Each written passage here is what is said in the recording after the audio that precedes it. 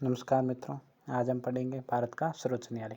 अनुच्छेद 124 में उच्चतम न्यायालय की स्थापना और गठन के बारे में वर्णन किया गया है, जिसमें कहा गया है कि भारत में एक सर्वोच्च न्यायालय है जो राष्ट्रीय राजधानी नई दिल्ली में स्थित है।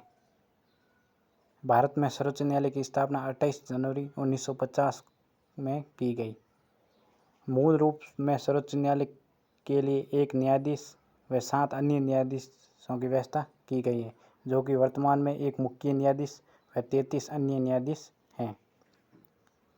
संसद के पास सर्वोच्च न्यायालय के न्यायाधीशों की संख्या, क्षेत्राधिकार, वेतन और शर्तें निश्चित करने का अधिकार होता है।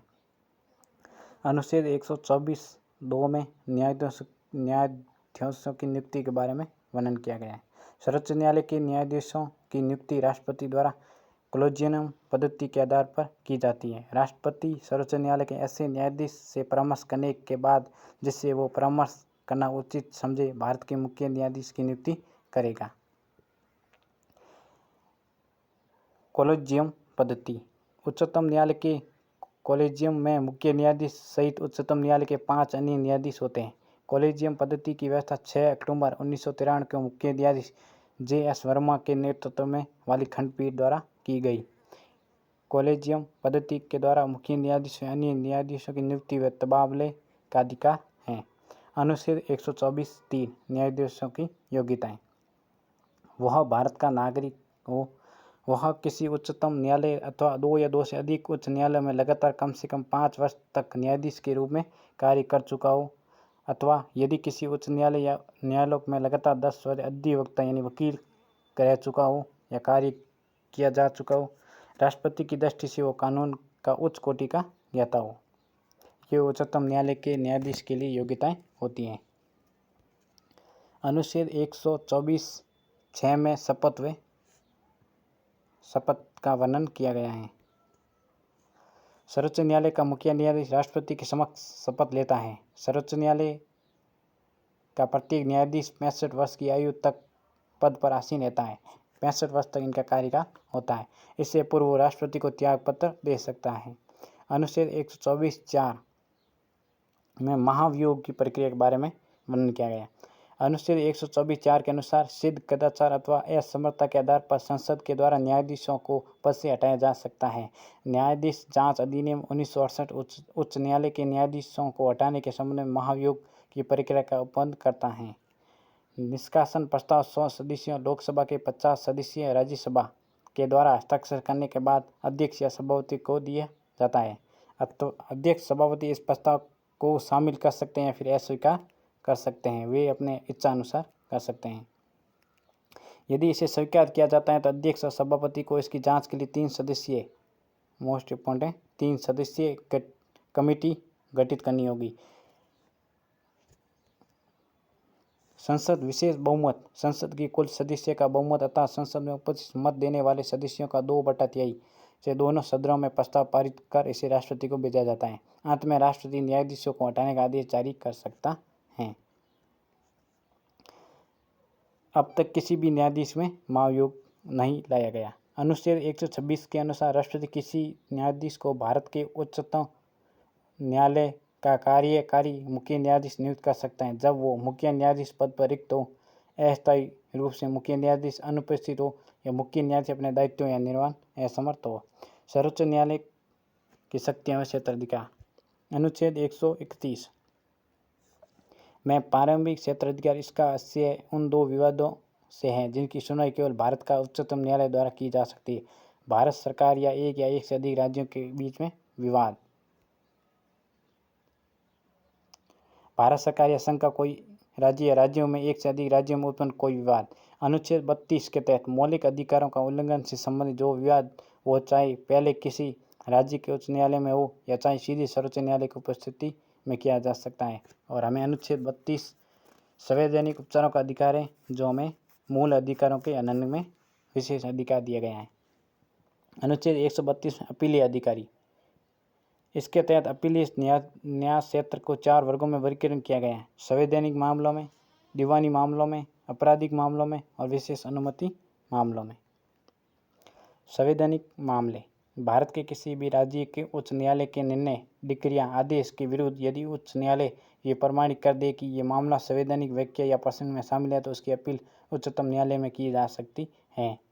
दीवानी मामले, इसमें संबंध रखने वाले किसी भी मामले को उच्च न्यायालय में लाया जा सकता है यदि उच्च न्यायालय ये प्रमाणित कर दे कि मामला सामान्य महत्व का है और निर्णय में उच्च न्यायालय द्वारा किया जाना अपेक्षित है। अनुच्छेद 133। आपराधिक मामले, फौजदारी मामले। अनुच्छेद 134। उच्चतम न्यायालय या उच्च न्यायालय के आपराधिक मामलों के फैसले के खिलाफ सुनवाई कर सकता है। आरोपी व्यक्ति दोष मोचन के आदेश को पढ़ दिया हो, उसे सजाए मौत दी हो, किसी अधीनस्थ न्यायालय ने मामला लेकर आरोपी व्यक्ति दोष सिद्ध किया हो और उसे सजाए मौत दी हो, ये प्रमाणित किया हो कि संबंधी मामला उच्च न्यायालय में लेने योग्य है। वर्ष 1970 में उच्चतम न्यायालय के आपराधिक अपील में विस्तार किया गया। किसी अपील में आरोपी व्यक्ति को दोष मुक्त किया हो और उसने उम्र कैद या 10 साल की सजा सुनाई गई हो, स्वयं किसी मामले में किसी अधीनस्थ न्यायालय में लिया हो और आरोपी व्यक्ति को उम्र कैद या 10 वर्ष की सजा सुनाई हो। विशेष अनुमति द्वारा अपील। अनुच्छेद 136 के तहत उच्चतम न्यायालय अपने विषय विवेक से भारत के राज्य क्षेत्र में स्थित किसी भी न्यायालय या न्यायिक द्वारा किसी महत्व को विषय पर दिए गए निर्णय, आदेश, डिक्री या दंड के विरुद्ध विशेष अपील की अनुमति दे सकता है, अर्थात वो अपने क्षेत्र में ला सकता है। परामर्श संबंधी क्षेत्राधिकार। अनुच्छेद 143। अनुच्छेद 143 राष्ट्रपति और उच्चतम न्यायालय के बीच परामर्श संबंधी वर्णन किया गया। अनुच्छेद 143 के तहत राष्ट्रपति विधि या तथ्य के व्यापक महत्व को प्रश्न पर सर्वोच्च न्यायालय के मुख्य न्यायाधीश या उसकी अनुपस्थिति में वरिष्ठ न्यायाधीश से सलाह या परामर्श ले सकता है। इस सलाह को स्वीकार या अस्वीकार करना राष्ट्रपति विवेक पर निर्भर है, अतः राष्ट्रपति इसे मानने के लिए बाध्य नहीं है। अभिलेख न्यायालय। अभी हाल ही में ये रिट में प्रश्न पूछा गया है अभिलेख न्यायालय के बारे में। अनुच्छेद 129 के तहत उच्च न्यायालय एक अभिलेख न्यायालय है। अभिलेख न्यायालय के रूप में वो 2 शक्तियाँ प्राप्त हैं। उच्चतम न्यायालय की कार्रवाई एवं उसके फैसले की कार्रवाई, उसके फैसले सार्वजनिक अभिलेख या साक्ष्य सबूत के रूप में रखे जाएंगे। इस अभिलेख पर किसी अन्य अदालत में चल रहे मामले के दौरान प्रश्न नहीं उठाया जा सकता है। इसके पास न्यायालय की अवहेलना या दंडित करने का अधिकार है। अवमानना करते हैं कि न्यायालय को बदनाम करना, न्यायिक प्रक्रिया में बाधा पहुंचाना, न्याय प्रशासन को किसी भी प्रकार से रोकना शामिल है, अर्थात उसकी बुराई करना या उसके न्यायालय के बारे में कुछ बुरा भला कहना, ये भी एक अवमानना का दोष है। सजा 6 वर्ष के लिए सामान्य जेल और 2000 रुपये का अर्थदंड दोनों शामिल है। अनुच्छेद 32। उच्चतम न्यायालय मौलिक अधिकारों के संरक्षण और रक्षक के रूप में स्थापित किया गया है। ये बंदी, प्रत्याक्षीकरण, परमादेश, उत्प्रेक्षण, प्रतिषेध एवं अधिकार पर्चा द्वारा न्यायिक आदेश शामिल है। न्यायिक पुनरावलोकन। अनुच्छेद 137 में भारत में उच्चतम न्यायालय को न्यायिक पुनरावलोकन की शक्ति प्राप्त की गई है, जो कि अमेरिका के संविधान से लिया गया है। इसके अनुसार ये न्यायालय केंद्र व राज्य के विधायी व कार्य आदेशों का परीक्षण करता है। अगर कोई संवैधानिक त्रुटि दिखती है तो यह अवैध घोषित कर सकता है। उदाहरण के लिए केशवानंद भारती बनाम केरल राज्य 1973, जिसमें इस अनुच्छेद में यही कहा गया है कि किस प्रकार हम संवैधानिक मामलों में उच्चतम न्यायालय उस पर विचार कर सकता है कि ये संविधान संशोधन सही है या गलत है। और ऐसे कई अनुच्छेद हैं जिसने संविधान संशोधन को गलत ठहराया और उच्चतम न्यायालय ने उसे अवैध यानी रद्द कर दिया। प्रथम सर्वोच्च न्यायालय का मुख्य न्यायाधीश है हीरालाल जे कानिया। वर्तमान में शरद अरविंद बोबड़े और एम हिदायतुल्ला एकमात्र न्यायाधीश है जो कार्यवाहक राष्ट्रपति के रूप में रह चुके हैं। धन्यवाद। इसकी PDF आपको डिस्कशन में मिल जाएगी। धन्यवाद।